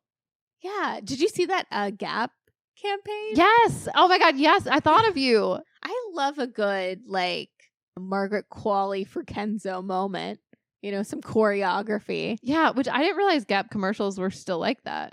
I don't know. I think they're making a comeback. Yeah. Because have you seen the Troye Sivan one? Mm-mm.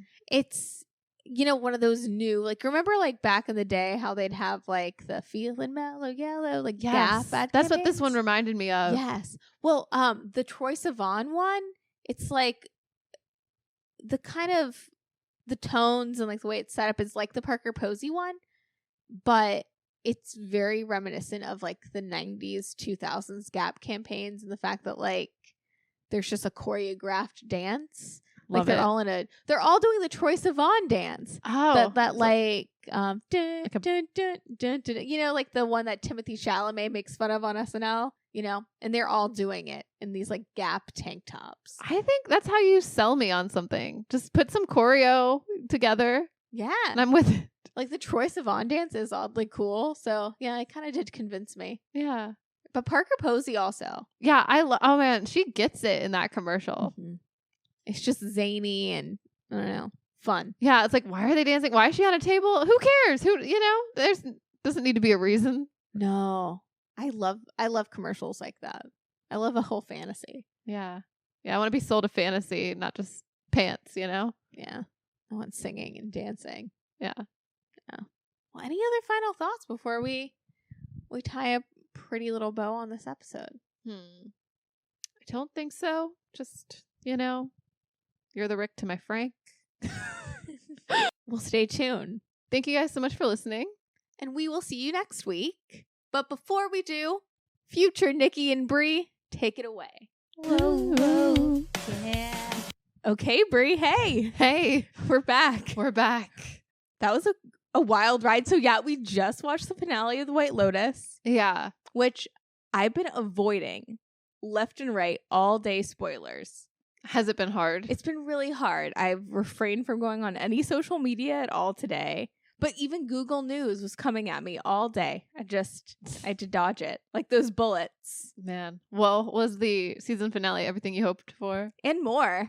What did you think, Brie? I mean, I enjoyed it. I'm not going to lie. I am a little upset about Chelsea dying, you know, obviously. Like, she's one of my favorites. I know that she's one of your favorite characters, too. I'm crestfallen. I saw myself. You know, I know a lot of women saw themselves in the three blondes. Uh-huh. I saw myself in Chelsea. I know what you mean. And I know you're a Chelsea, too. Yeah, I did, too. Yeah. And I mean, R.I.P. I'm cranky about it. Justice for Chelsea, but she brought it upon herself. Kind of. Well, Rick really brought it upon. That it's really, I don't know. Can we talk about that? The Chelsea Rick death. Yeah. Did you see it coming? Well, I mean, I hadn't really considered it until I did like research on people's theories. And like one of the theories was like, oh, that she might die because, well, also something that she said in this episode is that something bad happens to you. That means it happens to me too. Mm. So like that did get me thinking like maybe she will die, like somehow related to something dumb he does at the hands of Rick.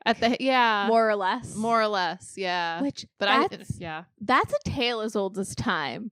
You think great tragedies, you think Romeo and Juliet, but what about the tragedy of a young woman who decides to be a ride or die for a man who doesn't realize how good he has it? I know, it makes me so mad.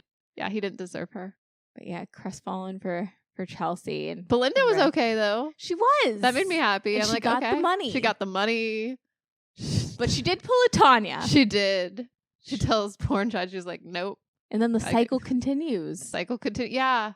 Yeah. Were you surprised about the way Belinda wrapped up? I mean, a little bit, but I could kind of see where it was going. And like, what would be the alternative? I mean, I guess she could not take the money, but I feel like it's more interesting this way, you know? Definitely. I think it's way more interesting, too. As soon as Belinda got the money, she did pull the Tanya, and she was like, can't I just be rich for 5 seconds? Which, like, fair enough. Yeah. Belinda girl, get your bag. But it is interesting. Oh, do you think she's even going to start the business? Or maybe not. Maybe not. Now you don't have to. You don't have to work. $5 million. You don't have all that, like, I want to be somebody, like, make it, get the money, like, get out of this, like, class structure, you know? It's a good point. Yeah, she's out now. She's out.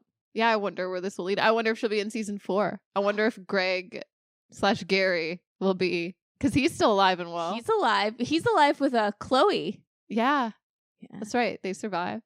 Or are they just going to spend the rest of their lives in Thailand? Maybe, like, not to be bothered. Yeah. Yeah. But it's so funny that, like, the Greg stuff, like, he seems so shady, but yeah, he wasn't even involved. Nothing involving him. Like, he didn't, like, threaten Belinda anymore or anything. Like, he's like, okay, fine. You negotiated. You're right. I do have a lot of money. There you go. All right. Leave me alone. Yes. Let me live my life in Thailand. Definitely. Anything else surprising? I mean, I was kind of surprised that, Jason Isaac's character, what is it? It's like Larry or something. Scott? I can't remember. There's Saxton, Lachlan. I know Victoria's wife. Victoria. Piper, no. Maybe. I don't know. I'm like, why can't I remember this man's name? He's like always in a daze. Papa Ratcliff. Yeah. I was kind of surprised that I thought his visions of like murdering his family were going to be more delusions. I didn't think he would actually try to bring it into like action. Oh, the blender. And then he does, with that fruit. Like, that's where the blender and that's where the fruit ties in. Which actually I did, I think I said like, oh, that would be boring. But the way that they handled the fruit was interesting. Because I thought it was going to be like, oh, just he tried to poison himself or something. No, you know what I mean? Like this was way more interesting. He was going to murder his whole family. And make him pina coladas. Yes. Really nasty pina coladas. Which I was like shocked, like mouth agape when they're, at that dinner and he's like, I'm going to make the not margaritas, the What are they called? Pina coladas. Yes. You earlier were like margaritas. For some reason, I see a blender and I think margaritas. Same. I'm like everything except a pina colada. But yeah, I was gooped and gagged when he was like, we already have a blender at the hotel. Well, what gooped and gagged me was like the whole morning he was like low key like asking each individual family member like, oh, do you think you'd be okay if you had to live without like any money? Just, no reason. I'm just asking just for fun, And Piper, after, the Buddhist temple has that like collapse and she's like, no. I love Victoria's reaction to her like breaking down and being like complaining about the Buddhist temple and the food. You could see her like in Parker Posey's reactions in her face, just like going from super judgmental and like smug to love. Yeah. When Piper comes around and is like, I love all this material thing. She's like, me too, baby. Me too. Come to mama. The only one who says he can live without it is Lachlan. Yeah. Who ends up drinking the smoothie with the poison. Yeah. The poison. Because he didn't clean out the blender. Which that's a lesson. Clean out a blender. Clean out your blenders. Yeah. Did you think Lachlan was going to die? Because for a while, but to put it out there, I would have been sad this season. Any character died. I loved them all. Yeah. I mean, yeah. I honestly, somehow the deaths in this season hit different. Like I feel like the ones in the other season, like they're more wacky and just kind of like shocking. But I'm not like Armand, for example. Yes, that's who I was just thinking of. He's like kind of a what's the word? Like morally ambiguous sort of like, you know what I mean? Like he's maybe not the worst person, but he's not the best. I didn't have like emotional attachments to Armand. Yeah, same.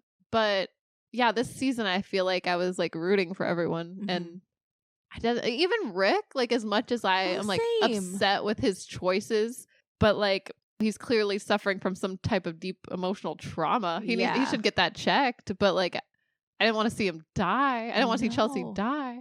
Well, you know what I think's funny about Chelsea? It's like when Rick is away in Bangkok, she's, hanging out with Chloe and Saxton and, they have their incest threesome, whatever you call it. And, Chloe keeps saying like she's, going to end up with Rick and like with Rick until the end of time and in a body bag with Rick. And like she's tethered to Rick and that's her like one person. She's all into like signs and synchronicities. But like there's some points where I'm like, oh, maybe she was into Saxton or whatever. But she didn't go on those impulses because she was convinced about her own fate with Rick. And that was her death. Yeah. So you think like that was more like a choice she made in the story she told herself? Yeah, like her narrative is that she was like bound to Rick. Yeah.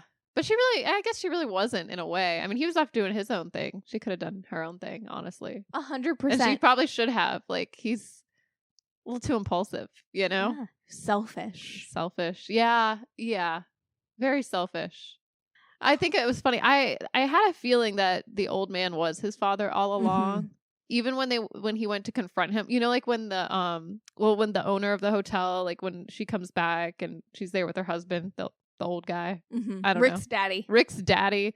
I had a feeling like just that look, you can just tell the way he looks at him and the story he tells. It's like, okay, well, if you knew his mother, and he kind of alluded to his own shady past, so when he talks about his father not being a good guy, I'm like, I wonder if he's talking about himself.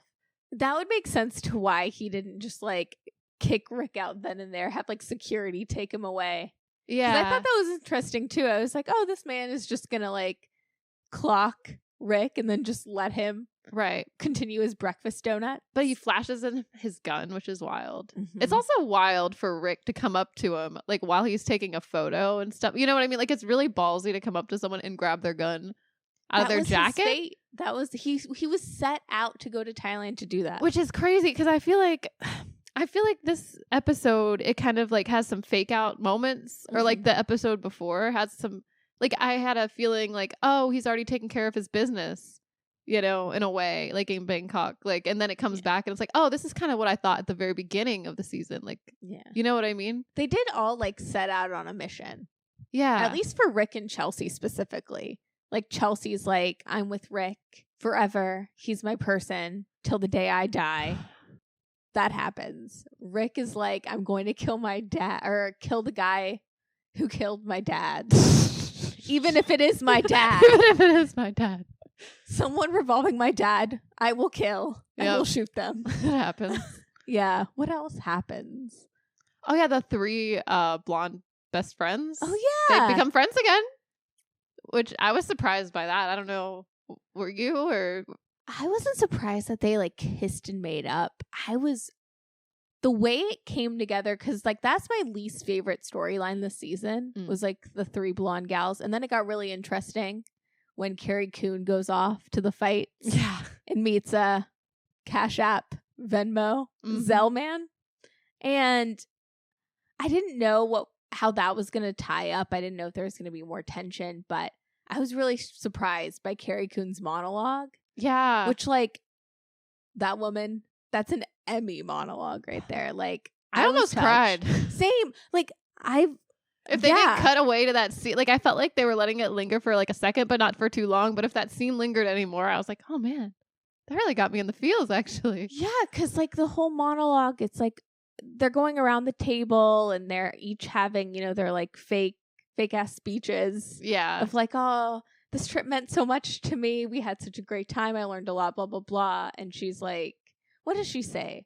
I think she just said like, well, she said she doesn't need religion or what else did she say? Well, because she's always been searching for it. Yeah, I forget what she said, but like something to validate her choices or something. But she's like, I just need time. And then she like talked about how meaningful their friendships were, basically, like just doing, not even having, like she said it in a way that made it seem like she almost didn't belong there with them because of their maybe social status, or I guess because they're really pretty. I'm not sure. You know what I mean? She's like, oh, you have a pretty face. You know what I mean? Like she felt like she's like a little outside of the group, I think. Mm-hmm. But she like is just there. She said she was happy to just be at the table. So. And like the older you get, the more choices you have to justify. And yeah, I don't know. It was really interesting. It was a good monologue. It really was. Yeah. Yeah. Anything else? Nothing really happened except Lachlan almost dies because he eats the magic fruit, or not magic fruit, the suicide fruit. Yeah. Which that made me think, I'm like, he wouldn't even be making this. Like, it was interesting to me because he's like supposed to be like a people pleaser. Mm-hmm. And he wouldn't have even be like making the smoothie if his brother wasn't such an influence and be, you know what I'm like, pushing that onto him. Mm-hmm. So I don't know. I'm almost like, was that like a punishment for being a people pleaser? Maybe. Or in a way, I don't know. That was my takeaway. I will say, as like a people pleaser, or like hopefully one day reform people pleaser, all the people pleasers died. Yeah. I think that was my take. Almost died. Everyone else lived. All the people that weren't trying to please anyone. Or like lived. Like, like not Liz Lemon, but Michelle Monaghan's character. Oh yeah. She's Jacqueline. So Jacqueline and Kate, they're like living life, confident in their choices. That's true. But Lori becomes confident. Yeah, because she's seen some things. Daddy Ratcliff becomes confident in his choices. Finally. Who did you think was the season's MVP? Like Guy. Yeah. He came through. Oh my God, Gaycock does come through. Yeah. Which was surprising. At first I thought it was interesting. I mean, I had a feeling he was going to struggle to shoot anyone in general, but he does it. Like he pulls the trigger. He shoots Rick. Mm-hmm. But then at the same time, I'm like, are there any effects of that? Like, you know what I mean? Because he kind of goes against his Buddhist belief of like the nonviolent. Like, so it makes me think, I don't know. But then he rolls away in the shades, To move on up. You have to give away your spirituality. Yeah. I'm like, did anyone end up with any spirituality at the end of this season? Or you know what I mean? Any spiritual awakenings, I guess. Probably Saxton, because Saxton's still reading the self-help books on the boat ride back. That's true. He is. Yeah. He's trying to find himself. Well, now that he's going to be poor, now that he's going to be a poor. I know. I was thinking like, Father Ratcliff, he didn't really ask Saxton. He just kind of assumed. right? He didn't Yeah. he didn't ask him, hey, are you going to be okay without any money? Because he's on his spiritual journey. He might be okay. Yeah. He might be. He might be the only one that's okay. Yeah. out Like of all of literally. them. Yeah. Like, I think Saxon's the only one who hit enlightenment because he had some character growth. Yeah, he seems a lot more self-aware. Yeah. Which is funny because in the White Lotus, like even in the first season, you know how Alexandra Daddario's character, she, is like, should I not be with my husband? Should I be a writer and, pursue my dreams? Yeah. And then she's like, nah, forget about that. But Saxon doesn't necessarily do that. That's true. I would say that is one of my season's MVPs. Patrick Schwarzenegger impressed me. Yeah. Yeah. Who knew I'd be a Saxton stan? I know. I started rooting for him. Yes. And of course Parker Posey. Do you think she really will be the new Tanya? Like, will we see her again? I don't know. I almost wonder if Belinda will be the new Tanya. Ooh. That would be Oh kind of my wild. God. Just because she's the one that, well, they both, I guess the family does ride off away on the boat. However, we don't know about their financial situation just yet. Like because they don't really reveal anything, like what anyone's texted. Or, you know what I mean? Like, it's like, oh, is their financial situation up in the air? Has it been resolved? Like, that's kind of vague. So, like, maybe they would come back. Or she'd be working at a resort and Belinda is going to vacation at the White Lotus. Oh, that would be wild. I don't know. Just maybe. Just something about the way they drove off on the boat and, like, the wind blowing in her hair. You know what I mean? That, like, kind of, like, victorious kind of moment. Like, I'm like, oh, well, what if the money goes to her head? Like, what if her character has like a 180 or something? I don't know. That would be interesting. We get to see Belinda wiling out. We get to see her like full Tanya. Yeah. Yeah, next season. I don't know. I love that. I love that idea. I hope so. But it might be because you're right. She does drive away in the boat kind of like Tanya did. Yeah. It just reminded me of Tanya. But at the same time, I would love to see Parker Posey return because I just love Parker Posey. Right. And Victoria's a great character. So I'm like, I would not complain. I mean, there's two things this season The White Lotus really did for the culture. Number one, Pap or no, Parker Posey's accent. And two, the incest storyline. I think those are like... Which I liked how they tried to sort of address it, but not really. Were you fine with that justification from Lachlan of the incest storyline? I believe him. I'm like, yeah, he is kind of like, I don't want to say a shell of a person exactly, but he's just so like empty almost. Like he'll just do anything. Where like, you know what I mean? Like whatever Piper said, like, okay, yeah, I'll go do that. Okay. Saxton is like it just seems like he's so easily influenced. So if he really thought like his answer was so funny though, because he's like, oh, I thought like jerking off meant so much to you. But it's funny because I mean because I mean Saxton does make it a big deal. Like you could have done that like in the darkness, like in your own, you know what I mean? Like you don't have to announce it and make a big deal out of it. Shameful behavior on Saxton's part. And then he had a big ego death. Yeah. So I don't know. I mean, it was an interesting explanation. It was comical at the very least. Yeah. And I'm like, wow, he's that much of a people pleaser. That's crazy. That's a life lesson. Yeah. Don't be Lachlan. You didn't like that storyline? Stop being a people pleaser.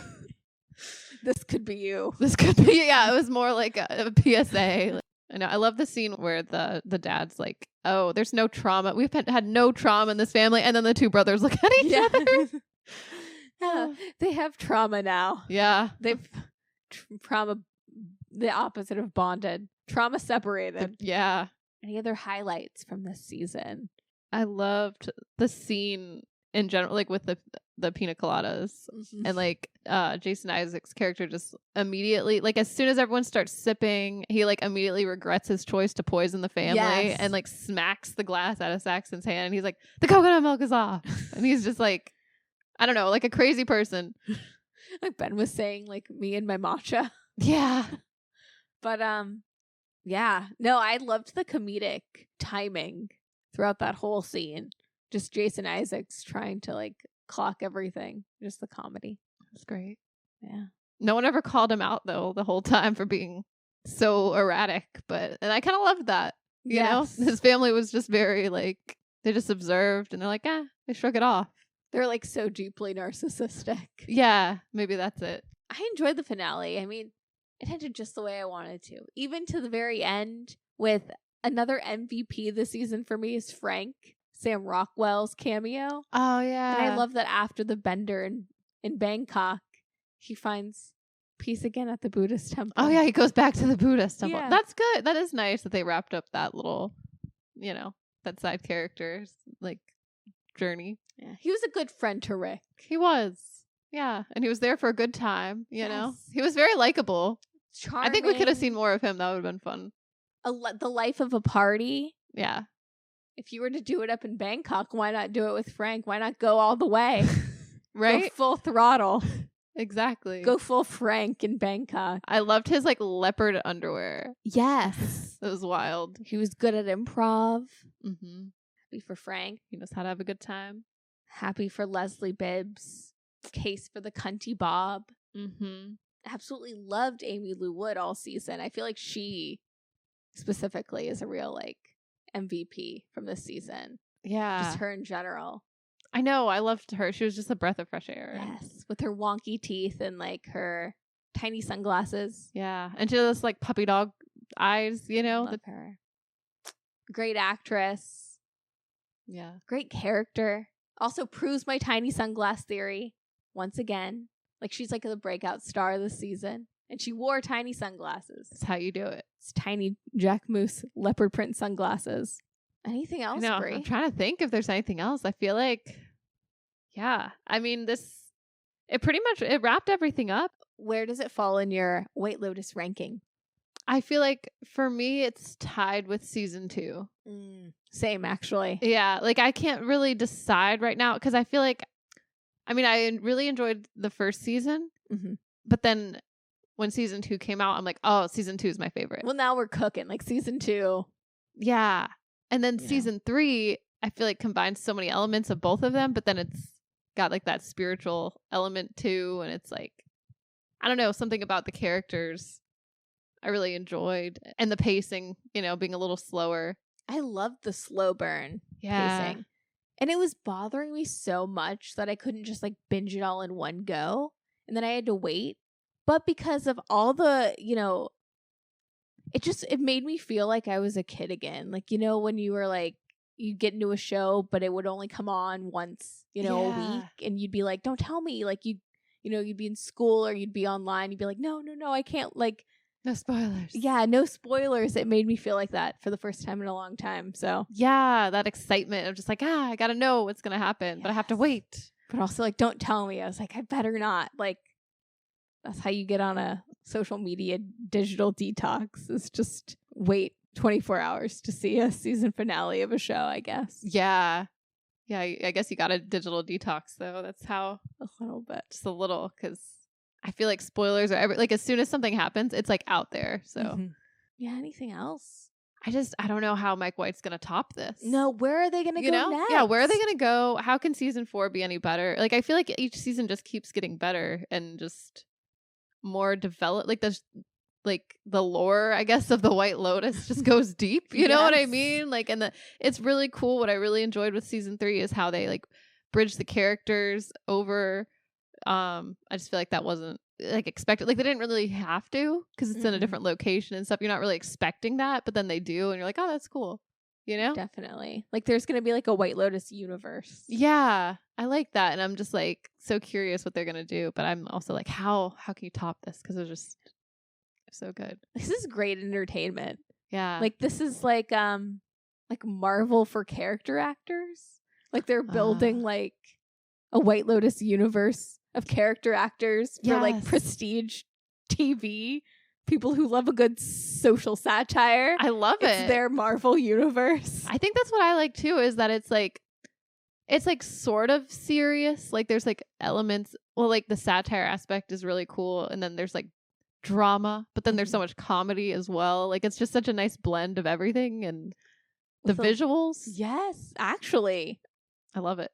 Loved it. The theme song grew on me. Yes, the theme song and the little like transition noises too throughout. Like the music, just the score, they killed it.